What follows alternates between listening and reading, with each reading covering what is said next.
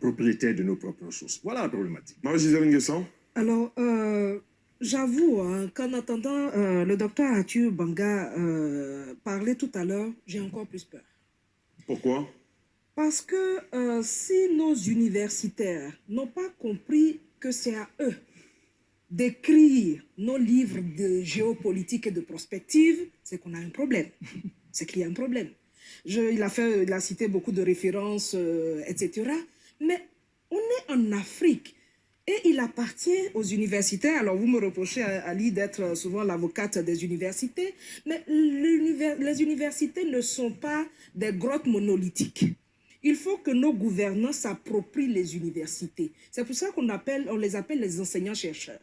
Il faut que nos gouvernants se rapprochent de toutes nos universités et créent des collèges d'universitaires pour penser l'Afrique de demain. Les références dont Arthur Banga parle des historiens et des géopolitiques de 1945, etc., ça ne nous intéresse pas. L'Afrique, c'est l'Afrique. Les jeunes du continent, comme les Arthur Banga, comme Dr Dion, etc., ma foi, il faut que nos gouvernements les réunissent et leur demandent d'écrire des livres de prospective. L'Afrique ne peut pas se développer avec ces sommets-là. Les solutions de l'Afrique seront endogènes. Alors, tout à l'heure, vous avez fait une distinction entre la forme du sommet et le fond. Mais diantre, à quoi sert l'Union africaine? À quoi sert la CEDEAO? À quoi sert la SADC? Pourquoi est-ce que c'est en France que nos jeunes doivent aller discuter de ces problèmes-là? Parce qu'Emmanuel Macron a pris une initiative. Mais Emmanuel Macron n'est pas le président de l'Afrique. On est bien d'accord, mais lui, il a pris l'initiative dans l'objectif d'atteindre des objectifs. Je ne le condamne pas. Comme le docteur Dion l'a dit tout à l'heure, il est en train de protéger ses intérêts, c'est normal. Mais alors, je pense que vous êtes en train d'ouvrir un autre débat. Non, c'est ce débat-là. Qui consiste à pointer du doigt c'est le fond qui provoque le manque d'initiative de l'Union africaine et tout le reste. Non, c'est le fond qui provoque la forme. Les jeunes gens là, même quand on les invite à ce sommet, ils doivent quand même se poser des questions. Là, bon, ils vont créer une nouvelle Afrique. Ça, c'est la nouvelle Afrique. Mais la nouvelle Afrique, là, géographiquement, elle va se trouver où? C'est toujours dans ce continent. C'est toujours là. Vous comprenez? Que Arthur Banga et tous ces jeunes-là créent un mouvement de pensée en Afrique et invite le président Macron à venir les écouter à l'Union africaine, ça a de la gueule. Mais il y a quelque chose qui ne va pas et il m'étonne que le docteur Arthur Banga ne s'en rende pas compte. Il faut écrire la géopolitique de l'Afrique, il faut faire de la prospective. Il y a tout, j'ai été heureuse d'entendre le docteur Dion le dit tout à l'heure, il y a une reprogrammation à faire. Il y a une reprogrammation. Et nos gouvernants ont intérêt à se rapprocher des universités. Et ces jeunes qui sont partis là, vous voyez, ça me fait de la peine de voir cette jeune malienne en train pratiquement de pleurer pour dire que c'est pas comme ça, je ne veux pas que mon pays soit comme la Libye, mais c'est pas Emmanuel Macron qu'il faut le dire. C'est en Afrique qu'il faut le dire. Et d'ailleurs, le Conseil national de la jeunesse du Mali a produit une note pour parce que Emmanuel Macron ne viendra pas en Afrique pour défendre le Mali si le Mali ne l'avait pas invité. Vous comprenez? Bien sûr. Alors, et je terminerai là, une question comme celle de l'immigration clandestine. Mais quel scandale! Quel scandale! C'est un problème africain qui mérite d'être réfléchi sur le continent et solutionné sur le continent. Moi, quand je regarde des plateaux européens, où les Européens, où les journalistes me disent s'ils viennent, c'est parce qu'ils ont faim. S'ils viennent, c'est parce qu'il y a la guerre. On a encore en tête l'image de l'Afrique, mais voilà. Avec la famine et tout ça. Et donc, je suis un peu inquiète, mais il faut nécessairement qu'il y ait une reprogrammation. D'accord, très bien. Acide, rapidement. Alors, voilà. Rapidement dit. Alors, bonjour à tous aujourd'hui. Donc, nous sommes le 15. Excusez-moi, juste que je ferme ça. Excusez-moi, voilà. Bonjour à tous. Donc, nous sommes le 15 octobre 2021. Je suis de retour à Paris. C'est un bonheur, c'est un plaisir, que dis-je, de vous exposer mon sentiment sur justement la suite par rapport au sommet qui a été organisé à Montpellier. C'est France-Afrique, hein, évidemment, et les Français sont experts en la matière, c'est-à-dire que faire du déni, faire de la transformation, ce que je les ai surnommés des magiciens. Mais je dis, compte tenu de l'enjeu, eh ben, c'est pas drôle, voilà. D'ailleurs, quand on est beaucoup plus petit, on est beaucoup plus jeune, un magicien, ça amuse, parce qu'on ne sait pas les tours qu'il fait, on ne comprend pas le mécanisme. Mais quand on a compris le mécanisme, ce qui est le cas, on n'a plus à rigoler parce que l'enjeu est énorme. Vous avez vu, là, je vais vous donner, comme je fais d'habitude, là, je suis de retour, comment on appelle ça, l'extrait de l'émission qui a été organisée sur la NCI, c'est une nouvelle chaîne ivoirienne, je crois, en Côte d'Ivoire, sachant que la Côte d'Ivoire, c'est le bon élève de la France-Afrique, hein, numéro 1, grâce à Houphouët-Boigny. Donc c'est le père de la France-Afrique, Houphouët-Boigny. Je reviendrai tout à l'heure. Et ce que je voulais dire, c'est que cette journaliste-là, Madame Guessant, et puis tous les autres d'ailleurs, les intervenants, vraiment c'était très intéressant, parce que des fois ça tourne à la langue de bois et puis ça tourne hors sujet, alors que là, ils sont au cœur du sujet. Donc vraiment, mention, j'allais dire, très favorable. Hein. C'est pour ça d'ailleurs que j'ai récupéré cette partie-là qui m'intéresse, moi particulièrement, en tout cas parce que j'ai trouvé très brillante cette dame que je ne connaissais pas, que je découvre. C'est même pour ça que je me dis toujours, je dis, mais c'est incroyable. C'est-à-dire que, en fait, en Afrique, de manière générale, et là, en l'occurrence en Côte d'Ivoire, mais il y a des gens qui ont beaucoup de qualités, dans tous les domaines, hein. Mais là où le bas blesse, en tout cas là où on a tout zéro pointé, c'est les politiques. Voilà. Les hommes et les femmes politiques en Afrique en général, et en Côte d'Ivoire là en particulier, en l'occurrence. Vous voyez? Sinon dans les autres domaines, mais les gens sont brillants, et fort heureusement, et moi je m'en réjouis tous les jours, vous ne pouvez pas imaginer. Ben oui. Maintenant, ce que je dis, il faut que chacun soit à sa place. Or, la difficulté que nous avons aujourd'hui au XXIe siècle en Afrique, c'est le fait qu'il y a beaucoup de gens qui ne sont pas à leur place. Vous voyez, Arthur Bonga, si je ne me trompe pas de son nom, j'espère, Banga ou Bonga. Bon, c'est un jeune Ivoirien qui est très brillant, qui a fait de longues études, en fait, en tout cas, il est docteur, figurez-vous, en, comment on appelle ça, l'histoire internationale, hein, la problématique internationale, donc les rapports entre les différents pays, et puis aussi, surtout, la question, comment dire, militaire, c'est vous dire. Donc il enseigne à l'université Félix Houphouët-Boigny à Abidjan, et puis aussi, je crois qu'il a donné des interviews où il disait qu'il enseignait aussi dans différents pays de la sous-région, ou de l'Afrique même, voilà. Mais, écoutez, je suis impressionné, pourquoi? Parce que je me dis, mais c'est incroyable. C'est-à-dire que parmi les 11 personnalités, enfin 11 jeunes, là, 11 personnes là, qui ont été invitées par M. Macron, d'abord, par la suite, on a appris qu'ils ont été briefés à l'Élysée. Donc, vous comprenez, c'est ça qui est intéressant aujourd'hui à l'heure d'Internet, à l'heure des réseaux sociaux, parce que ça permet de manière très rapide de savoir les choses. C'est extraordinaire, parce que imaginez quand il n'y a pas Internet, comment on fait? Voilà, posez-vous la question. Donc, moi, je remercie toujours ceux qui ont inventé Internet. Je ne peux pas m'en lasser, parce que c'est extraordinaire. Voilà. Donc, on voit, hein, même M. Arthur Bonga, il fait des selfies, hein, voilà, et quand il était avec Macron en réunion avec les autres, et il fait le selfie comme ça, voilà, il est content. Et lui, c'est en fait le petit-fils ou l'arrière-petit-fils de Houphouët-Boigny. Ben oui, parce que Houphouët-Boigny, c'était le XXe siècle, et c'est le créateur de la France-Afrique. En tout cas, c'est un des conseillers privilégiés à l'époque du général de Gaulle. Il y a Focard, qu'on connaît, qui est comment dire, un blanc, un français, mais il y a Houphouët-Boigny. Et je dirais même que Houphouët-Boigny était en avant-garde, au sens où c'est lui qui conseillait Focard. Vous voyez, il était à la manœuvre, Houphouët-Boigny. Et c'est la raison pour laquelle je dis que tous les héritiers politiques de Houphouët-Boigny, ils doivent raser les murs.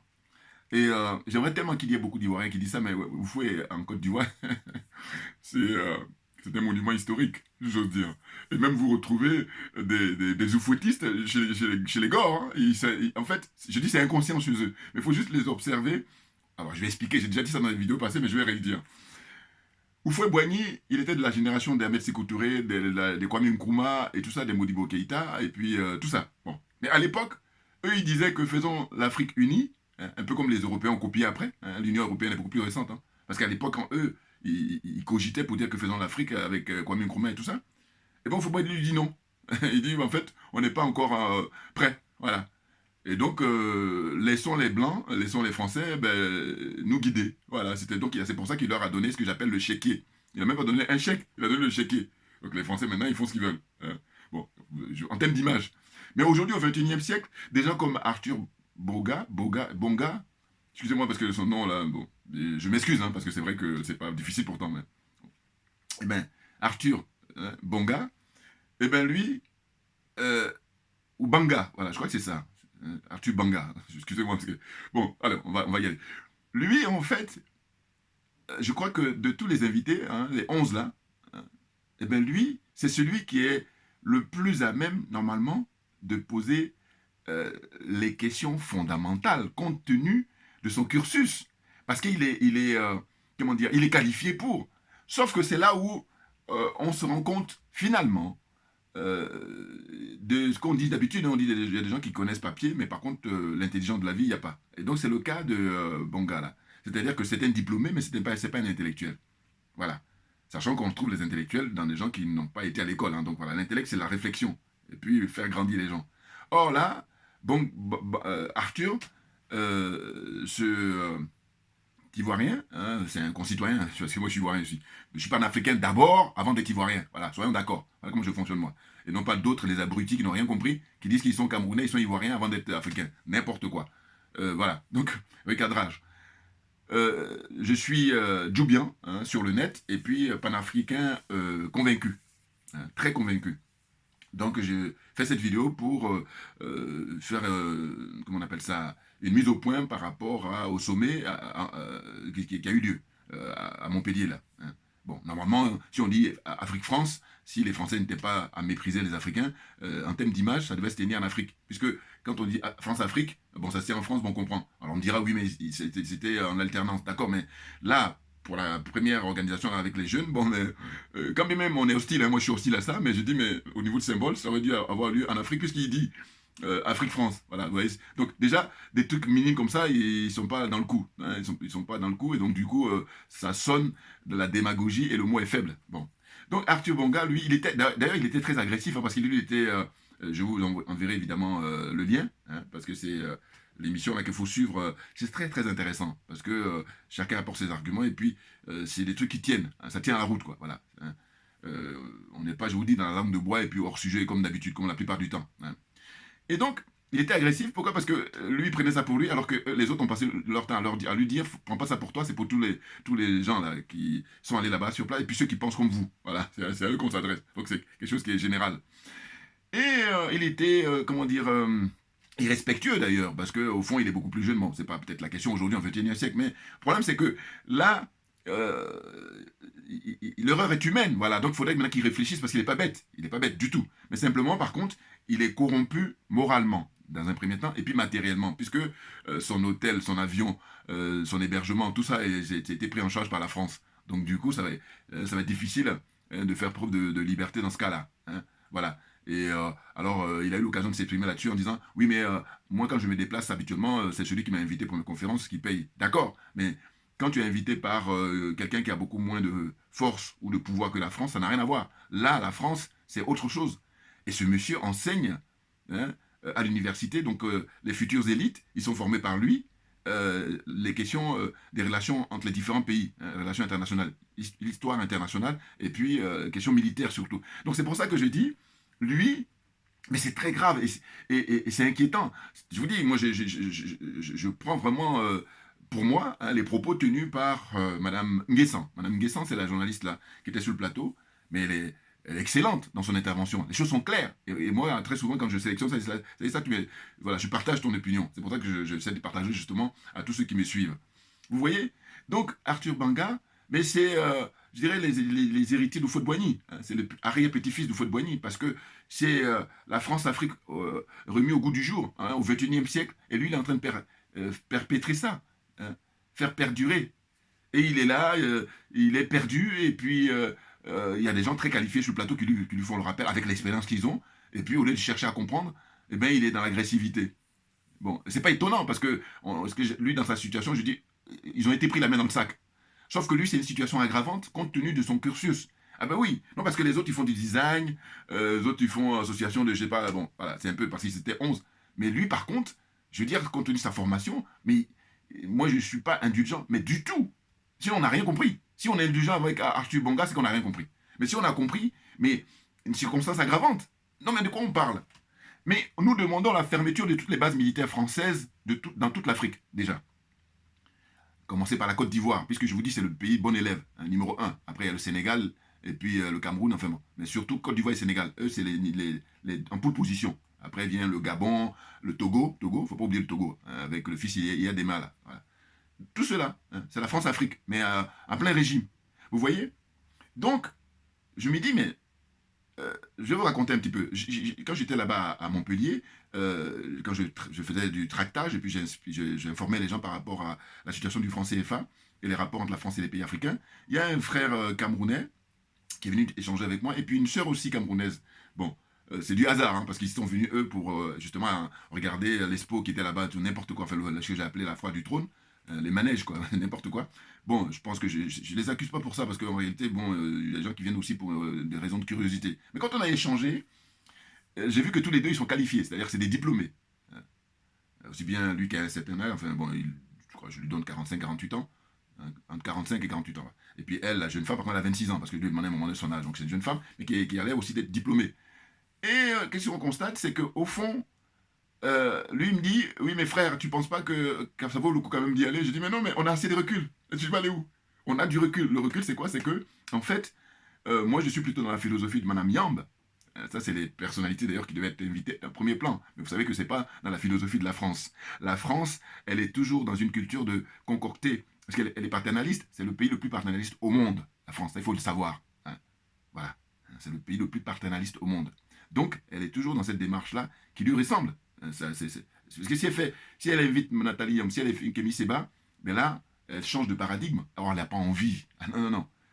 Si elle invite Guy-Marius Sagna, un big up au frère là-bas au Sénégal, un grand monsieur, bon, non, là, il y a un changement de paradigme qu'elle ne veut pas. Parce que, je vous dis, la confiture est très bonne, donc on ne va pas... Voilà. Et puis, c'est une, comment dire ça, une génération de paresseux, ils sont paresseux. Ils ne font pas d'efforts pour la réflexion. Je veux dire, au sens de se dire, bon, écoutez, quand on arrive à un virage et que là, on est en danger, on rétrograde. Or, eux, ils sont en train de foncer, mais ils sont tellement paresseux que, voilà, ils ne font pas d'efforts de réflexion pour le changement de paradigme, justement. Donc, Arthur Banga, ce garçon, je le regardais de temps en temps parce qu'il lui aussi était invité sur NCI là, en tant qu'intervenant. Donc, deux fois, j'aimais bien ses interventions. Mais là, pour le sommet, là, Afrique-France et France-Afrique, là, à Montpellier, zéro. Et quand je dis zéro, même, je suis gentil. Parce qu'on peut le donner même moins, hein, parce qu'il va perdre des points. Mais l'explication, elle est simple. Ça vient du fait que quand ce monsieur donne des conférences dans les universités, moi, je ne vais pas la ramener. Encore que. Mais je veux dire par là que quand il va au sommet, là, il n'est pas à sa place. Mais oui, parce que c'est nous autres qui devons aller au sommet. Parce que nous, je dis, le travail qu'on fournit aujourd'hui, avec les risques qu'on prend, Dieu seul le sait. C'est-à-dire les Nathalie Yamb, les Kémy Séba, les Farida Nabourima, les Guy-Marius Sagna, hein, bon, j'en oublie. Mais en tout cas, les frères et sœurs qui montent au créneau, la députée, Amina Fofana au Mali, hein, big up, vraiment, l'Amazone, hein, patriote, vraiment. Et puis aussi, comment il s'appelle, son compère là-bas, frère militant aussi au Mali, très connu. Voilà, là au moment où j'oublie un peu, j'ai un trou de mémoire, mais en tout cas, je l'ai cité déjà dans les vidéos passées, il est très connu, hein, il est avec elle aussi dans les manifestations. Voilà, leur mouvement Yerewolo, que je partage totalement. Voilà. Donc, au fond, je dis que la France, quand elle organise ça, mais elle est dans son, comment dire ça, dans son écosystème habituel, pour ne pas dire naturel. Ah oui, c'est clair. Vous voyez, moi je me définis comme étant accessoirement spécialiste de la France, mais des fois quand je regarde les plateaux, je dis même, j'espère qu'un jour ils vont m'inviter. Enfin, je veux dire par là qu'il y a des gens, parce qu'il faut que chacun soit à sa place. Là, je vois que si je suis là-bas, je vais pouvoir éclairer beaucoup de gens. Il y a des diplômés, un journaliste, tout ce que vous voulez, mais par contre, le sujet qu'on aborde, ils ne connaissent pas la France, ils sont là, ils font confiance encore. Il n'y a pas de confiance à accorder. C'est fini, la France a épuisé toutes ses cartouches, si j'ose dire. Hein, au sens de, je dis, il faut faire le bilan. Or, ils refusent le bilan. Donc ça veut tout dire. Vous voyez, parce que faire le bilan, c'est de savoir, depuis que la France a pris ces pays-là, hein, les pays africains, en l'occurrence, depuis le 16e, 17e, 18e, 19e, 20e, on est au 21e siècle, maintenant on fait le bilan pour savoir qu'est-ce que ça donne, dans la zone francophone, là. Voilà, je rappelle, donc la zone France-CFA, la zone des aliénés, la zone des complexés et la zone des corrompus. Voilà, comme ça que moi j'ai défini cette zone-là. Elle est claire, et puis je dis que quelqu'un m'apporte la contradiction, hein, qui peut me démentir, me dire le contraire de ça, quand je qualifie la zone là. Hein, les aliénés, les complexés et les corrompus, pour couronner le tout. Donc j'ai dit, on est dans une situation où on va observer qu'au Mali, les gens sont furieux contre la jeune femme qui a été invitée là-bas. Hein, d'ailleurs, elle, il paraît qu'elle est arrivée mercredi, elle est arrivée même beaucoup plus tôt que les autres. Voilà, donc elle est en connivence depuis fort longtemps, hein, parce qu'il paraît qu'elle elle rejette même, comment on appelle ça, la junte militaire au pouvoir. Hein, elle rejette, donc ça veut tout dire. Et la France n'est pas idiote. Voilà. comme on dit, les pays, ils n'ont que des intérêts, ils n'ont pas d'amis. Mais sauf qu'il y a les Africains aliénés là qui, eux, pensent, oui, il est gentil, c'est mon ami. Non, mais franchement, on fait le bilan. Et puis on va voir si, vraiment, ton ami, là, qu'est-ce qu'il a donné? Voilà, il t'a mis dans la mouise. Et puis il y a des frères et sœurs qui meurent dans la Méditerranée, dans l'indifférence générale. Et ça, pour moi, c'est ça que je trouve insupportable. Et donc, je vais enchaîner en disant quoi? En disant que les Arthur Bonga et compagnie, ils sont même en train de se frotter les mains pour dire qu'ils vont être invités là prochainement pour parler de l'aide publique au développement qui fête ses 80 ans. Vous vous rendez compte? Mais c'est très grave. Donc ce que je voulais dire tout à l'heure, je dis qu'au Mali, elle est attendue de pied ferme là-bas, la jeune femme. Oh, Arthur Bonga, lui, il a le plateau, il a la chaîne là où il parle comme il veut. Mais par contre, comme les gens sont lucides, eh bien, ils ont fait le rappel à l'ordre. Mais ça n'empêche que tout est organisé parce qu'on est dans le pays de, comment dire, Houphouët-Boigny, hein, comment dire. Et puis lui-même, il revendique, hein, il a dit à un moment donné dans l'interview, il dit que voilà, moi je suis fouettiste. Dès qu'il a dit ça, il dit, ah ben oui, là, les carottes sont cuites. Là, on a du boulot. Ah bah oui, non, parce qu'il est beaucoup plus jeune que moi, ce garçon. Et donc, on aurait souhaité qu'il soit même beaucoup plus en avance que moi, dans le sens de dire, bon, écoutez, nous voulons notre souveraineté pour de bon. Nous voulons notre indépendance pour de bon. Et non pas cette espèce de simulacre-là, cette espèce de artifice, parce que c'est artificiel. On vit dans l'illusion totale. Et c'est la France qui mène la danse depuis toujours. C'est incroyable. Donc lui, il est même ici aussi, je crois, il est chercheur à l'INSERM. Donc à la Sorbonne, il tient des conférences, il donne des cours et tout ça. Vous vous rendez compte? Donc, s'ils forment les militaires africains, mais les Français, ils ont intérêt à le recruter, c'est ce qu'ils font. Et là, ils veulent faire preuve d'arrogance. On t'a cerné, mec. Hein, j'ai dit l'expression que j'utilise, on t'a pris la main dans le sac. Donc tu la fermes à Arthur Bonga. C'est bon, quoi. Qu'est-ce que ça veut dire? À l'heure où on est maintenant, là, on ne rigole plus, là. Hein. Toi, ta petite famille. En plus, moi, par moi, ça m'a fait rigoler parce qu'il dit que lui, il est courageux. Enfin, eux, ils sont courageux, les 11, d'aller rencontrer, comment dire, Macron. Bon, là, il faut rigoler un peu pour se détendre. Là, ça m'a fait rigoler parce que je dis, mais t'es courageux d'aller là-bas? Le fait qu'on te paye ton hôtel, on te paye à manger, des blanchineries et tout ça, t'es courageux? N'importe quoi. Franchement, qu'est-ce qu'il faut pas entendre? Et comme je dis toujours, je dis, mais le ridicule ne tue pas. Parce qu'on aurait gagné du temps. Mais bien entendu, franchement. Hein, parce qu'il pour se défendre, il disait n'importe quoi. Bah, d'ailleurs, évidemment. Puisque quand tu es dans la vérité, tu es tranquille, tu es serein. Oh là, il n'était pas dans la vérité, c'est pour ça qu'il s'énervait, puis il était agressif. Il était arrogant même, limite. Vous voyez? Donc, je l'observe et je me dis quoi? Je me dis, mais il aurait pu être comme les autres dans le design et tout ça. Bon, je peux faire ce que j'appelle une circonstance atténuante, mais vous allez réécouter. Vous rappelez-vous son discours? La dernière fois quand j'étais à Montpellier, j'ai parlé juste de la forme. Mais quand vous rentrez dans le fond, qu'est-ce qu'il dit? Il dit que monsieur Macron, monsieur le président, voilà, monsieur le président, qu'il a dû dire, écoutez, j'ai compté, quand je suis arrivé à la 40e fois, j'ai arrêté de compter, parce que c'est trop long. Il dit, monsieur le président, toutes les secondes. Je crois que c'est celui qui a battu le record d'aliénation et de complexe. Parce que dans son intervention, il dit, monsieur le président, toutes les secondes. C'est impressionnant, ça. Le mec, il est beaucoup plus jeune que moi, on est en 2021, regardez. Puis il fait le malin. Donc je dis, ce qui te distingue de lui et moi, c'est le diplôme. Mais par contre, heureusement que c'est pas ça qui fait le tout. Mais la preuve, regardez, tu n'es pas à ta place. Reste dans les universités là-bas. Et puis même d'ailleurs, ce que je vais dire, c'est quoi? C'est que si le Mali demande des comptes comment on appelle ça, à la jeune femme là, qui est complice de la France, eh bien, faut vérifier pour les autres. Alors, je crois que suivant les pays, il y en a qui sont même indifférents à leur démarche là-bas. Donc, ils ont d'autres chats à fouetter, on peut dire. Mais là, dans le cas de la Côte d'Ivoire, j'insiste sur le fait que la Côte d'Ivoire, c'est le bon élève de la France-Afrique. C'est-à-dire que j'aurais rêvé que la France-Afrique meure en Côte d'Ivoire. Mais malheureusement, ça va être difficile parce que il y a beaucoup de gens qui ne sont pas prêts. Voilà. Ils sont prêts dans la servitude volontaire, les Arthur Bonga, là, alors qu'ils sont beaucoup plus jeunes. Vous vous rendez compte? Même il y a des gens plus âgés que lui aussi, mais qui... Bon, ceux qui sont engagés encore, on peut comprendre. Mais quand tu es jeune et puis tu n'es pas prêt, mais ça veut dire qu'on n'est pas sorti de l'auberge. Et quand est-ce qu'on va sortir? Et donc lui, qu'est-ce qu'il dit dans son discours? Il dit, oui, monsieur le président, admettons, imaginons en 2030. On est en 2021, le mec qui parle de 2030. C'est-à-dire que le bouillonnement de la jeunesse africaine n'a jamais été aussi intense, aussi vaillant, hein, pour ne pas dire aussi assourdissant, en 2021, enfin depuis quelques années là, hein, au Sénégal, au Mali, même en Côte d'Ivoire, République centrafricaine, au Niger, au Tchad, un peu partout, au Burkina Faso, hein, vous voyez. Et le mec, il dit pourtant qu'il enseigne, enfin il enseigne, c'est pas quelque chose de faux. Mais moi je dis, mais vous vous rendez compte, c'est ça la difficulté que nous avons. Mais oui, parce que des gens comme ça qui ont des diplômes, mais en fait, ils n'ont pas compris qu'ils doivent nous laisser, nous, le boulot, parce que nous sommes là pour débroussailler. Je dis, nous, les panafricains, on est en train de débroussailler. Et puis quand tout sera à plat maintenant, quand les choses seront mises en place, chaque chose à la place, et puis maintenant, vous allez venir avec vos costumes, cravates, là, n'importe quoi, le carnaval, maintenant, vous allez faire votre petit malin. Mais pour l'instant, là, vous êtes dans, comment on appelle ça, dans l'usurpation, voilà. Hein. C'est l'escroquerie morale que vous faites. Allez, vous êtes là. Et puis d'ailleurs, ça montre sa faiblesse. C'est un aveu qu'il fait, hein, clairement. Il dit, voilà, c'est normal que je sois là. Parce que, voilà, on m'a appelé. Et puis, d'ailleurs, j'ai une famille à nourrir. N'importe quoi. Vous voyez, il ne faut pas grand-chose. Et c'est ça qui est dommage. Je dis, nous, Africains, c'est ça notre difficulté. Enfin, notre problème. Eh oui. Mais oui, il ne faut pas grand-chose. C'est-à-dire que le mec, on lui donne un petit bout, des miettes, et puis il est prêt à tuer toute sa famille. Parce qu'en fait, je me dis, Arthur Bonga, là, il sait qu'il y a des jeunes qui meurent dans la Méditerranée. Il connaît la crise de la Côte d'Ivoire. D'ailleurs, il disait que lui, quand il commençait à avoir le bac, tout ça, c'était passé à ce moment-là. Donc, elle est où la conscience politique? Voilà, elle n'y est pas, voilà, justement. C'est ce que je dis souvent.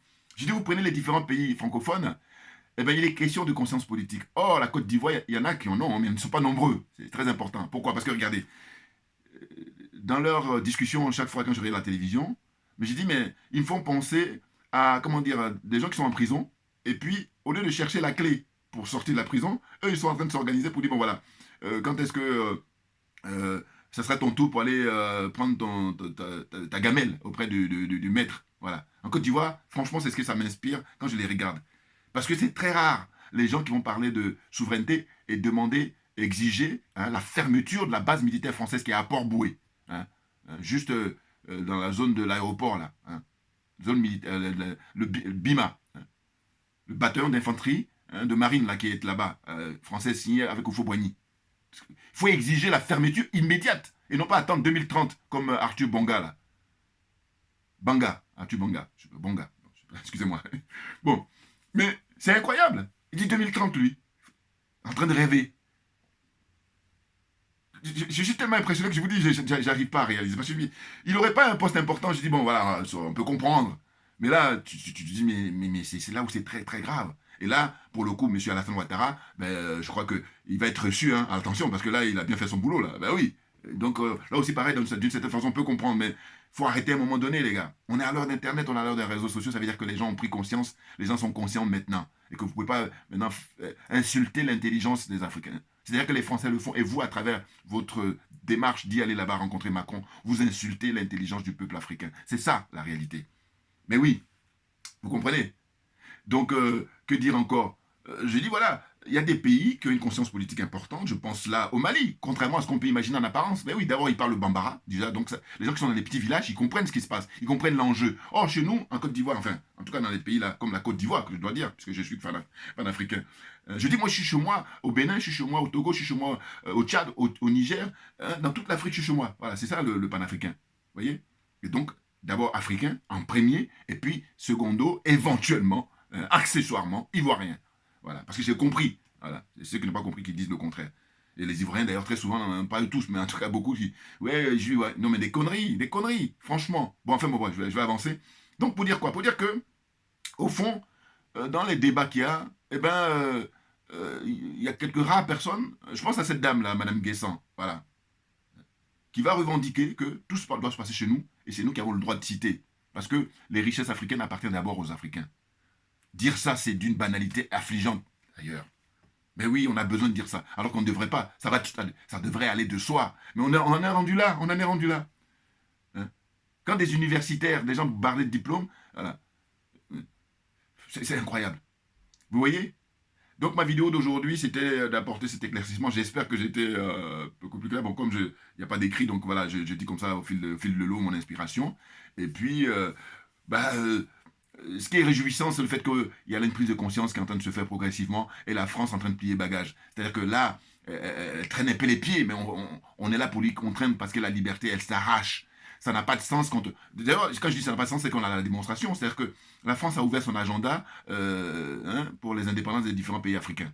Il y en a 3 comme ça où elle a eu difficulté, c'est, le Madagascar, le Cameroun et puis l'Algérie. Voilà, c'est les 3. Et sinon, quand vous avez les 3 là, les autres là, surtout zone CFA, zone des aliénés, les complexés, les corrompus là, ben elle a pris son agenda et puis elle a dit, bon, Côte d'Ivoire, 7 août, Bénin, 1er août, ainsi de suite. Vous voyez? N'importe quoi. Et puis ils veulent faire le malin. Donc il faut que chacun soit à sa place et de manière à ce que les choses passent naturellement. Et puis on sera tous gagnants. En fait, c'est ça dont il s'agit. Et non pas les Arthur Bonga là, au lieu de rester à l'université là, faire ses recherches. Et puis d'ailleurs, pour terminer, j'allais oublier. Voilà, c'est pour ça que je traîne un peu là. J'allais oublier. En fait,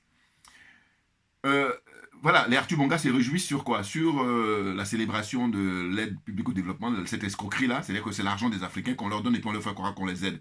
Bon, là aussi, pareil, pas besoin d'aller faire une première année en Sciences Po ou à Polytechnique ou je ne sais qu'à l'ENA, je ne sais où encore.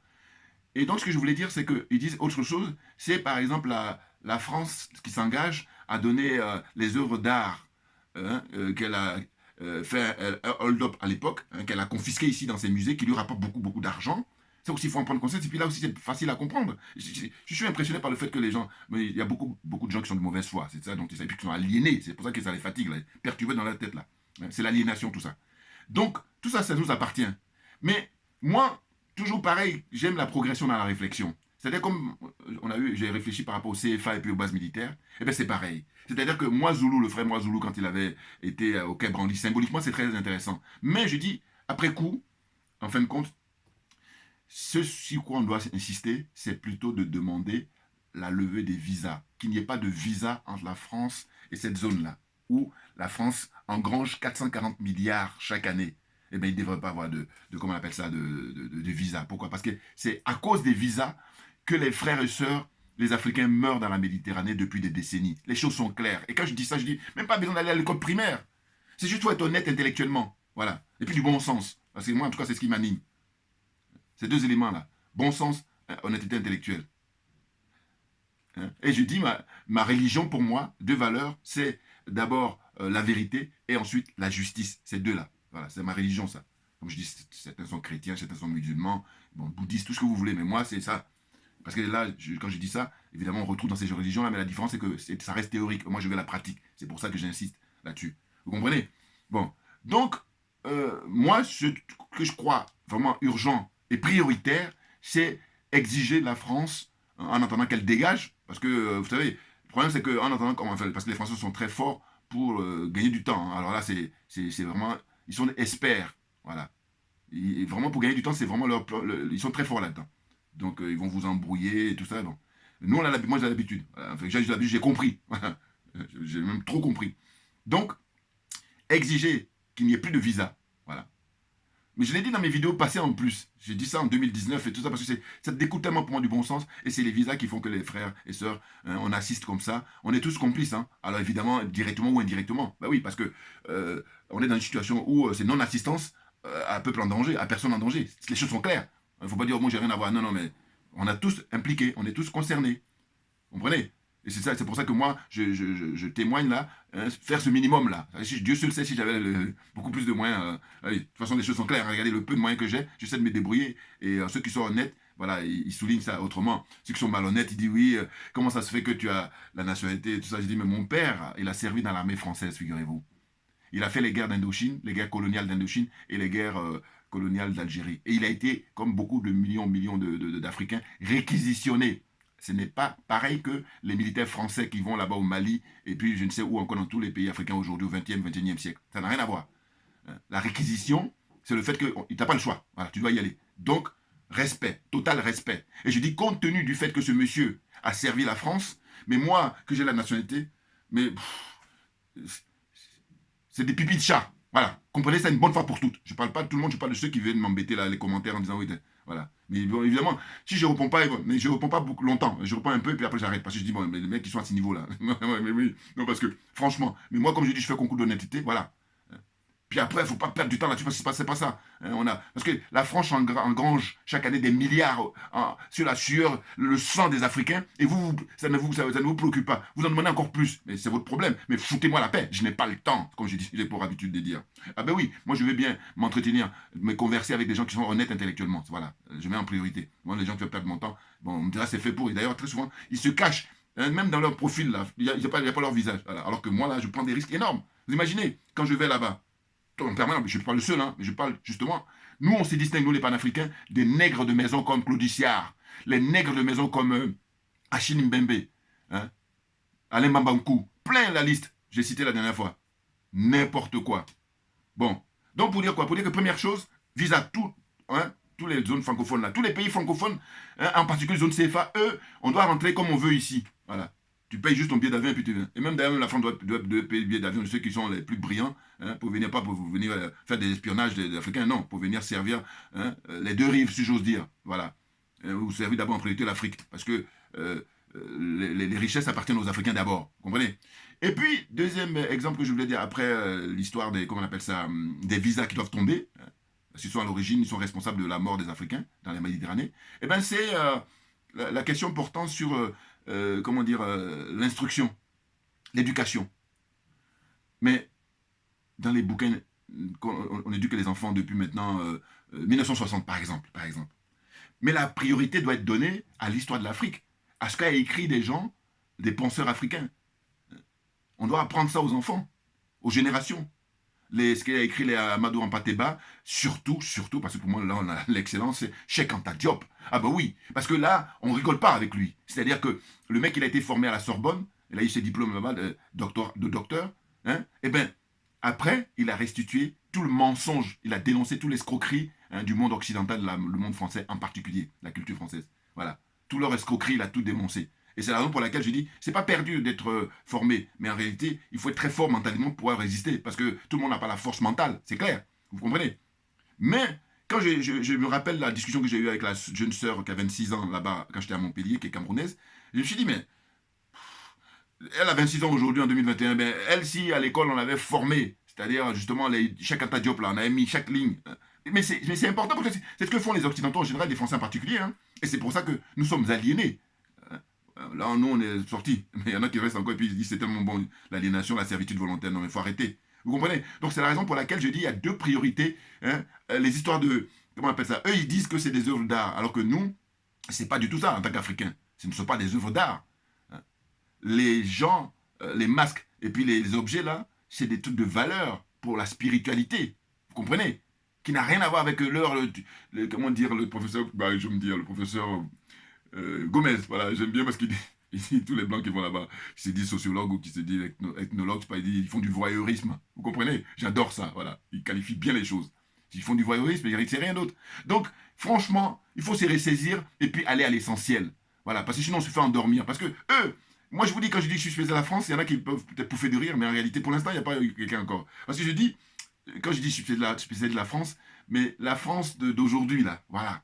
Hein, les Zemmour, qui encore Macron, les Arnaud Montebourg, qui encore... citez-moi les noms, je vous prends chacun un à un, je vous le décortique. Voilà. Et compte tenu de mon expérience de vie ici, voilà. Et il y en a d'autres qui ont beaucoup plus souvent, mais qui comprennent pas, et puis bon, comme c'est pas grave, parce qu'on peut... mais je dis, le génie, chacun de nous, là, c'est vraiment réservé à chaque être humain. Par contre, il y a des génies en cuisine, des génies en architecture, génie... je sais pas moi, boulanger, génie en bricolage, tout. Voilà. Mais en peinture, vous voyez ce que je veux dire? Mais donc, il faut juste le connaître puis mettre chacun à sa place. Et là, du coup, on va avancer, mais en accéléré. Et je vais terminer pour dire que justement, très souvent, je dénonce ce que j'appelle en fait la branche culturelle de la France-Afrique, c'est-à-dire les Tikenja en premier, Alpha Blondy en deuxième, et puis... bon, je vais quand même dire Didier Awadi là. Parce qu'en fait, Awadi, ce que je veux savoir, c'est quels sont ses liens avec Ousmane Sonko. Parce que c'est vrai que c'est un grand militant, un sankariste, d'accord? Mais j'ai dit Ousmane Sonko, qui est son concitoyen là-bas au Sénégal, quels sont ses rapports? Parce que j'ai regardé plusieurs fois des interviews de lui, puis bon, à chaque fois, je l'attends en tournant là-dessus. Alors, si c'est le cas, s'il soutient Sonko, j'ai rien à dire. Il faut qu'on soit d'accord. Mais s'il ne soutient pas Sonko, je dis, mais voilà, c'est trop facile de parler de Sankara. Parce que là, c'est quelque chose qui est passé. Alors que ce qui est intéressant, parce que ce Sankara, je le considère comme la théorie. Quand je dis théorie, je veux au sens où les gens qui le soutiennent, hein, je ne parle pas du grand monsieur dont j'ai prévu la vidéo demain. Je vais faire une vidéo là pour lui rendre hommage parce que demain, hein, justement, le 15, c'est demain, voilà. Donc aujourd'hui, le 14, je me suis tombé tout à l'heure de date. Bon. Mais, bon. Donc, j'ai prévu là, hein, dans les heures qui viennent, faire une vidéo pour rendre hommage au capitaine Thomas Sankara. Donc, très, très grand monsieur. Je dis, il a optimisé. Quand on dit faire la révolution, il a optimisé. Voilà. Il a même battu le Tché. Parce que le Tché, il se baladait, enfin, il se baladait pas. Non, total respect. Mais je veux dire par là que il a mis, comme disent les Français, la main dans le cambouis à partir du moment où il a servi son peuple, le peuple africain, pendant 4 ans. Et ce qu'il a fait pendant 4 ans, essayer d'évaluer par rapport à tous les autres présidents africains, voire même les autres présidents des autres pays. 4 ans, ce qu'il a fait pour son pays, qui n'était pas un pays, en bon état quand il arrivait au pouvoir. Mais il a relevé les défis, mais à tous les niveaux. Le respect qu'on doit à l'environnement, le respect que nous doit à la femme, à notre mère, à nos mamans, à nos sœurs, à nos cousines, à nos nièces, tout ce que vous voulez, la femme, voilà, Thomas Sankara. Il a fait des travaux là-dessus, mais très pointus, très en avance, en avant-gardiste, voilà. Vous comprenez? Donc, je dis, il faut éduquer les gens, maintenant, et puis il faut enlever tous les trucs français, là. Parce qu'aujourd'hui, au moment où je parle, il y a encore des trucs français. Donc, vous comprenez que les Français, quand ils observent ça, mais ils sont à l'aise. Parce que c'est psychologique. Mais oui, ils savent qu'ils ont une emprise encore. Alors que ça, par contre, ça ne mange pas de pain, là. Hein, on dit, allez, on débaptise les noms, là. Hein, Gallieni. Je me dis toujours, mais le camp Gallieni au plateau, là, à Abidjan. Voilà. Gallieni, alors qu'il a fait du mal. Hein. Donc, tous ces gens-là, il faut enlever. Il faut mettre les noms des grands Africains. Et ça ne manque pas. Et pourquoi ils ne le font pas? Mais parce qu'ils sont aliénés. Et c'est ça la difficulté. Donc moi, venir me parler des sculptures, machin, tout ça, j'ai dit, mais non, mais faut arrêter. Voilà, c'est pas ça la priorité. Voilà. Donc il est question de réfléchir. Et quand on réfléchit, ben, on rectifie le tir. Donc c'est de ça dont je voulais parler aujourd'hui. Donc je dis, ces gens-là, Tikenja Fakoli, Alpha Blondy, qui encore, Al Salfo, là, de Magie System Compagnie, c'est la branche culturelle. Voyez-vous? Et bien ces gens-là, je les interpelle parce que je dis, si eux, ils agissaient en étant honnêtes, un peu comme a pu le faire le grand Salif Keïta, hein, qui a participé au renversement de Ibeka, eh bien j'ai dit, ça va accélérer le mouvement. C'est ça dont il s'agit. C'est d'accélérer le mouvement. Or, le fait que ces gens-là soient tantôt indifférents, et puis le pire des cas, jouent dans le camp de la France-Afrique, vous comprenez que nous, c'est des boulets. Ben oui, c'est des boulets, on a du mal. Donc voilà, ça nous demande encore beaucoup plus d'efforts. Voilà. Et je dis que, comme chacun a du génie, eh ben, tu as du génie pour faire des grands morceaux, des grandes chansons, des grandes paroles et tout. Mais quand il s'agit de monter, d'aller sur le terrain pour aller revendiquer réellement les choses, eh bien, donnez-nous les moyens. Donnez les moyens à Kémy Séba, donnez les moyens à Nathalie Yamb, donnez les moyens à Guy Marius Sagna, qui, je lui fais un big up encore parce que j'ai appris qu'il était enfermé encore, mais bon, je ferai une vidéo prochainement pour voir l'actualité sénégalaise. Bon. Donc voilà, vous comprenez, hein? Ils sont dans cette espèce de confort comme ça, ils se sont bourgeoisés, donc fermez-la, rasez les murs. Vous comprenez? Les nègres de maison. On lâche rien parce que c'est nous qui avons raison. C'est nous qui avons le droit de citer aujourd'hui au XXIe siècle, en ce qui concerne le panafricanisme, en ce qui concerne défendre les intérêts de l'Afrique. Hein? Parce qu'il y a eu trop de morts, trop de sacrifices des fils d'Afrique. Au nom de quoi? Rien ne peut justifier la mort de ces personnes-là qui sont, comment dire, des pauvres gens. Voilà. Merci à vous tous pour votre soutien, parce que là, j'ai vu que ce que j'ai fait, la vidéo que j'ai faite à Montpellier a réalisé un très gros score, et puis aussi beaucoup d'abonnements, donc n'hésitez pas à partager au maximum, et puis on est là pour les concours d'idées, les concours de élever le débat, hein, la réflexion, hein, l'intelligence, voilà, on se distingue, comme on dit souvent, d'ailleurs il y a des animaux qui sont beaucoup plus brillants que nous, voilà, donc il y en a certaines personnes, ils sont même pas au même niveau que les animaux, parce qu'ils ont l'apparence d'être humains, mais en réalité zéro, voilà, donc merci à vous pour votre attention, et puis à très bientôt, merci bien.